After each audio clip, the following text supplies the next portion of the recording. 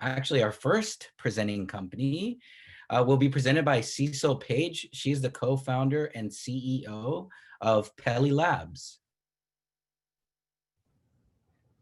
Hi, everyone. I'm Cecil Page, CEO of Peli Labs.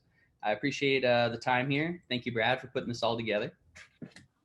So we actually got into this out of necessity. About 8 years ago, we had two, I guess you could call it clandestine facilities to manufacturing closed loop and distillation of high amounts of THC distillate. This was Prop 215 compliant. We actually got into the legal market by shutting down those facilities around legalization and started lobbying with the City Council of Ojai for about 2 years, really describing the endocannabinoid system. Around that time, my mother had gotten estrogen-driven breast cancer. We saw her tumor markers go down with the increase of the proper cannabinoids, and we just got on fire about really helping others and producing these medicines. So during the lobbying, I ran a type 6 facility and designed it non-volatile extraction, and also a type 7 facility for one of the largest cannabis groups in California, Shrine Group, Steezy, developed two of their latest SKUs. When they launched those SKUs, they actually got to the #1 sales in California. So it's really been built out of necessity of helping loved ones, but also being obsessed with phytochemistry and having to learn all the compliance, brand compliance for this number of businesses. And I'll show you our pitch. Here we go.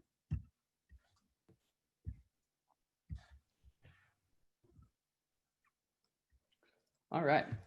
So we are a white labeling manufacturing business. We will develop different SKUs. We have about 4 really, and 1 first to market SKU that will be offered to the whole industry of California. This will help brands that cannot produce innovative products because of really budgetary constraints, also the ability to even manufacture without a license. So that's really what we do, is we facilitate the success of other cannabis brands by offering the white labeling of unique and unreleased products. We're a type 7 and type 11 distribution facility, manufacturing as well. So we're located in Ojai, California. It's right in between Santa Barbara, which is one of the most significant cannabis cultivation counties in the state, and also right in between LA, which is the largest concentrate market in California. Our team has well over 2 decades of combined experience. We'll be producing refined live resin, liquid live resin, tablets, and live rosin. The live resin is a butane extracted hydrocarbon based extract, which has a really large emphasis on terpene preservation. We have large emphasis on terpene preservation when we convert to liquid live resin form. This is the 2 SKUs that we've developed for the large brand I was speaking of. With regards to tablets, we'll be using minor cannabinoids. Been doing a lot of different conversions and isolations, reverse chromatography, that kind of stuff. It's been very fun to lead these types of processes in the industry. Live rosin is a solventless extract, very sought after. We'll also be making that with extremely high quality, fresh frozen material. The market size of California is currently $3 billion. By 2026, we're looking at a national market size of $50 billion. California will be 50% of that, estimated. There's 248 type 7 manufacturers, and it's a pretty small market. So let's see here. Our milestones, we're planning on building out on the 1st and acquiring additional funding during that time. We're planning on having it's a 3 to 4 month build out, but it always goes a little longer with construction. We have our building permit, our licenses, everything ready to go. Just need that extra bridge of funding to get us started. So it'll be about a half year with one machine. So you can see it'll be 6.7 million of gross revenue. With an additional machine, it'll actually get us all the way up to, here we are, right around 26, but it's 7.8 net because of 280E. So our team, Joseph Marino is our COO. He has been by my side along this whole journey, helped with both the facilities and lobbying in Ojai. And Haywood Mitchell is an internationally accomplished systems engineer. He's our CTO. Nicole Shepard has been the sales associate and lead of sales for a large amount of large companies.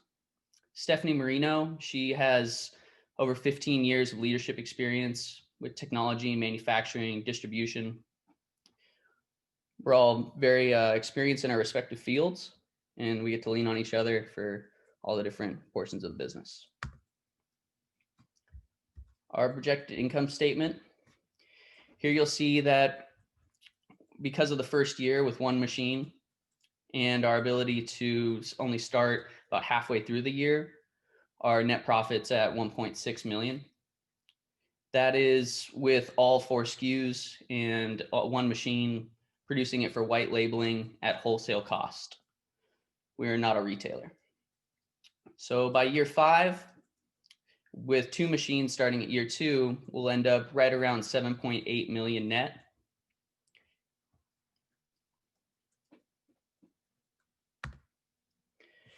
And this is something that has really been a passion of ours for many years. We've isolated many different plant compounds, extracted many different plants, everything from kratom to, I actually have a greenhouse of legal plants that are going to be pharmaceuticals one day.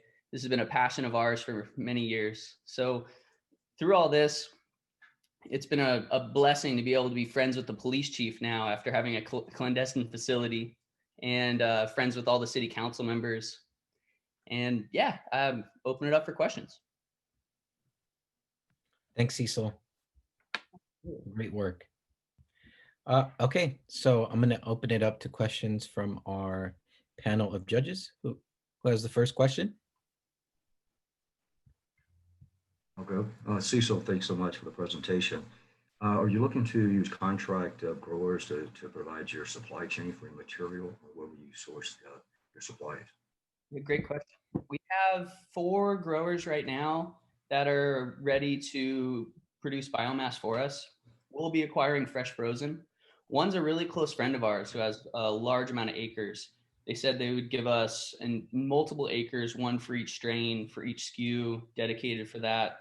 We also have a lot of brands that are ready for our products, because what we're offering is actually not offered in the white labeling space. So this is really a disruptive product offering for white labeling to help assist other companies.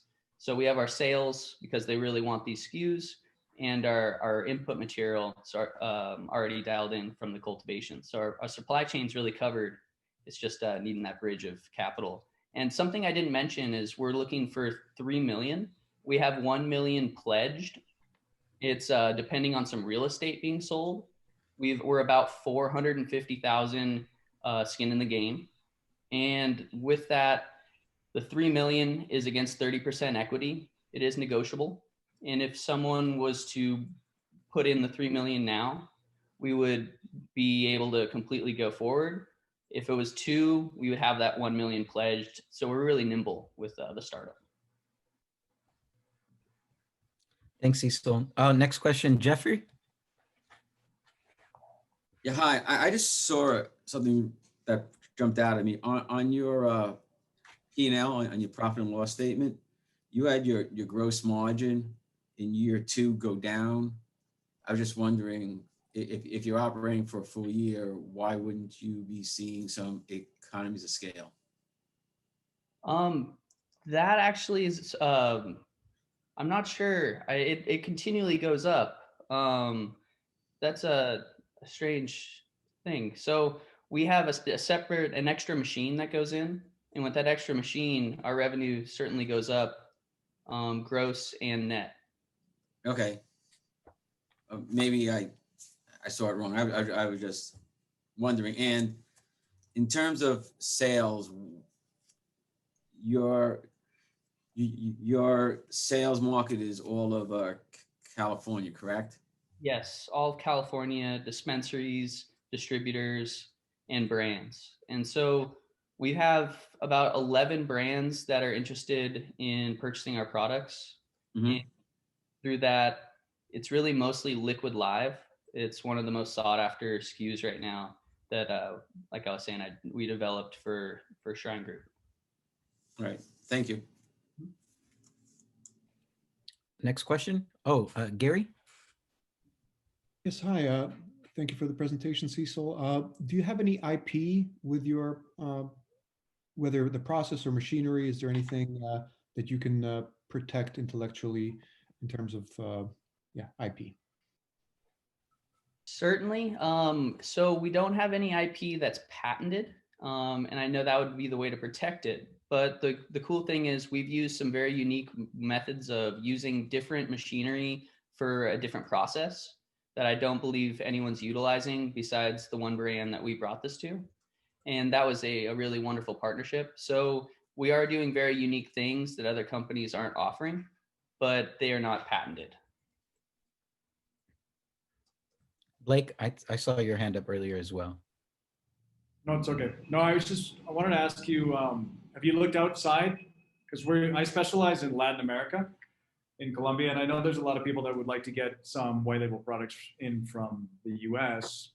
There are steps to go about doing that, registering your product here.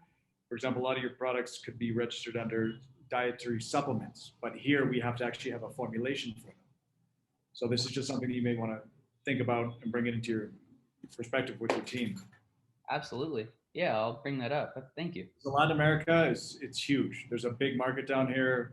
I mean, and there's no one really doing anything yet still. So there's a huge market for you down here. So it might be something to add in to attract other investors out of California, out of the US. Thank you. Thanks, Blake. We have time for one more quick question and quick response.